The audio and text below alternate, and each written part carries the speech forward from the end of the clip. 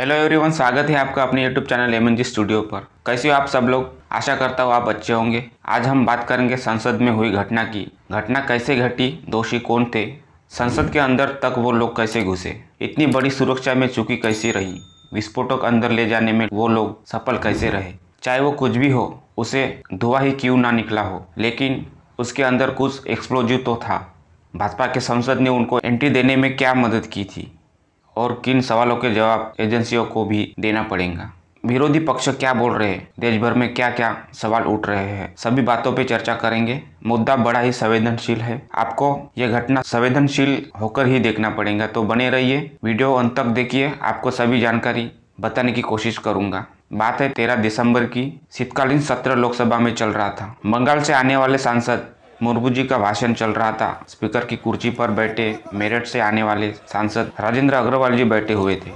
तभी मुर्मू जी के पीछे की ओर मौजूद विजिटर गैलरी में बैठे एक शख्स ने हाउस के अंदर कूदने का प्रयास किया। आप संसद की कार्यवाही को ध्यान से देखें तो विजिटर गैलरी कुछ ऊंचाई पर होती है और गैलरी के चारों तरफ बैरिकेडिंग होती है। कूदे हुए शख्स ने बैरिकेडिंग को पकड़ के कुछ सेकंड लटका रहा और हाउस के अंदर कूद गया। आप इस वीडियो में देख सकते हैं। इसके बाद दूसरे शख्स ने यही काम किया और गैलरी से वो भी कूदा। लोकसभा हाउस में अफरा-तफर मच गई, हल्ला होने लगा। शख्स ने एक के बाद एक छलांग लगाते हुए बेंच को पार करने की कोशिश कर रहा था, जैसे कि आप वीडियो में देख पा रहे हैं। सांसदों ने उसको पकड़ने की कोशिश की। मार्शल ने चेयर पर बैठे राजेंद्र अग्रवाल जी को सूचना दी। राजेंद्र अग्रवाल जी ने सांसद की कार्यवाही को स्थगित करने की सूचना जारी कर दी। बेंच पर चढ़े हुए दोनों शख्स को सांसदों ने घेर लिया। घेरे जाते ही दोनों ने अपने जूते से कैन निकाला और खोल दिया। खोलते ही पीले रंग का धुआं निकलने लगा। फिर सांसदों ने उनको पीटा। आप वीडियो में देख सकते हैं।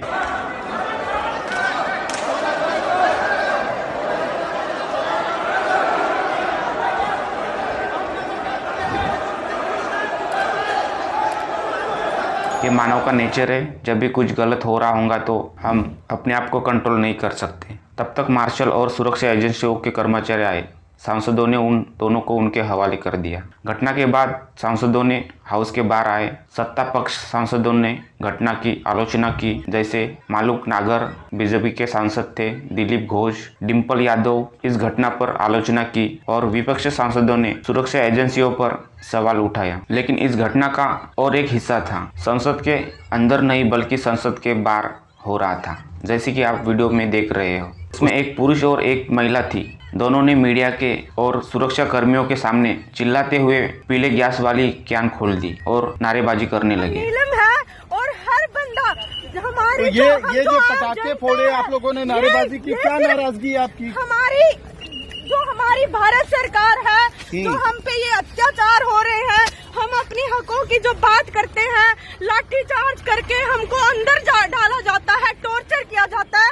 तो हमारे पास कोई माध्यम नहीं। कोई डायरेक्ट वजह है, कोई वजह है, किसी संगठन से हैं आप? नहीं, हम किसी संगठन से नहीं है। आम जनता है, स्टूडेंट है हम, क्योंकि हम बेरोजगार हैं। हमारे माता पिता इतना काम करते हैं, मजदूर, किसान, छोटे व्यापारी, दुकानदार, लेकिन किसी की बात नहीं सुनी जाती। ये हर जगह हमारी आवाज को दबाने की कोशिश करते हैं। ये तानाशाही नहीं चलेगी। तानाशाही बंद करो, तानाशाही बंद करो, तानाशाही नहीं चलेगी। भारत माता। पुलिस वहां मौजूद थी। तुरंत उनको हिरासत में ले लिया गया। चारों को हिरासत में लेने के बाद उनको पूछताछ की गई थी। संसद के अंदर घुसे दोनों के नाम सागर शर्मा और मनोरंजन बताए जा रहे थे, लेकिन वो दोनों संसद के अंदर घुसे कैसे, ये भी बड़ा सवाल है। उसके लिए संसद के कुछ नियम होते हैं। आपको बता दूं कि सांसद हो या सदन के कर्मचारी हो और बाहर से आए हुए विजिटर हो, उनके लिए एक विजिटर पास की जरूरत होती है। इस पास के लिए एक फॉर्म भरना होता है और किसी सांसद की स्वीकृति चाहिए होती है। जब ये बोलेंगे तभी एंट्री मिलेंगी। सांसद की स्वीकृति के बाद विजिटर पास अप्रूवल होता है। फिर वो विजिटर पास लेकर अंदर जाते हैं। अंदर जाने के बाद विजिटर पास की जांच की जाती है और महिला पुरुष विजिटर की सुरक्षा कर्मियों द्वारा चेकिंग की जाती है। सदन के अंदर विजिटर की ही नहीं, सांसद की भी इसी तरह से जांच होती है। इससे पहले भी सदन भवन पर इसी दिन 13 दिसंबर 2001 में हमला हुआ था। विजिटर कोई विस्फोटक तो छोड़िए, कोई भी धारदार हथियार हो या पेन हो, बल्कि अपना मोबाइल फोन भी अंदर नहीं ले जा सकते। इसके बाद आपको संसद के अंदर ले जाया जाता है, विजिटर गैलरी में बिठाया जाता है और आप 1 घंटे तक संसद की कार्रवाई देख सकते हैं। ये हुई संसद के जाने की प्रक्रिया। अब आते हैं घटना पर। सागर शर्मा को अरेस्ट किया गया था तो पूछताछ हुई। पूछताछ के दौरान उसकी विजिटर पास सामने आई। जैसे आप देख पा रहे हैं, विजिटर पास में लिखा हुआ था उस सांसद का नाम जिन्होंने विजिटर पास बनवाने के लिए स्वीकृति दी थी, अंदर आने की परमिशन दी थी। मैसूर के सांसद और बीजेपी के नेता प्रताप सिम्हा का नाम था। उनकी अनुशंसा पर सागर शर्मा को अंदर आने की परमिशन मिली थी।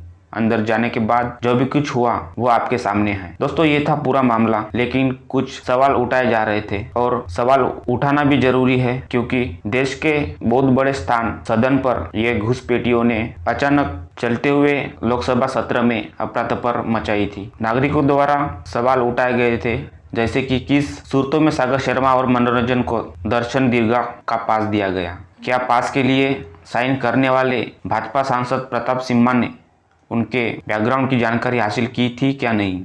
पास लेकर गए लोगों की जांच ठीक से क्यों नहीं की गई? बिना जांच के वो लोग कलर स्मोक कैमिस्टर लेकर कैसे संसद में घुसे? विजिटर गैलरी के पास सुरक्षा की क्या व्यवस्था थी? कैसे इन दोनों को सांसदों के बीच कूदने से रोका नहीं जा सका? जिस समय सागर शर्मा और मनोरंजन हाउस के अंदर उत्पात कर रहे थे, उस समय मार्शल और बाकी सुरक्षाकर्मी कहाँ थे? ये तमाम सवाल सांसद और देश के नागरिकों द्वारा उठाए जा रहे हैं। अब बात करते हैं संसद की सुरक्षा की। संसद की सुरक्षा कैसे होती है? संसद भवन में 3 लेयर की सुरक्षा होती है। जैसे पार्लियामेंट में बिल्डिंग की सिक्योरिटी सीआरपीएफ करती है। संसद की सुरक्षा की जिम्मेदारी जॉइंट सिक्योरिटी सेक्रेटरी के पास होती है, जो पूरे संसद परिसर की सुरक्षा को देखते हैं। इसके बाद लोकसभा और राज्यसभा में अपने डायरेक्टर सिक्योरिटी होते हैं। सारी एजेंसियां मिलकर के हर सत्र से पहले सिक्योरिटी रिव्यू करती है और सिक्योरिटी के लिए कोई अगर कदम बढ़ाना होता है तो उस पर जॉइंट सेक्रेटरी सिक्योरिटी रिकमेंडेशन देता है। इस तरह से संसद की सुरक्षा 3 लेयरों में की जाती है। दोस्तों, ये थे 13 दिसंबर को नए संसद भवन पर चारों ने घुसकर अफरा तफरी मचाई थी।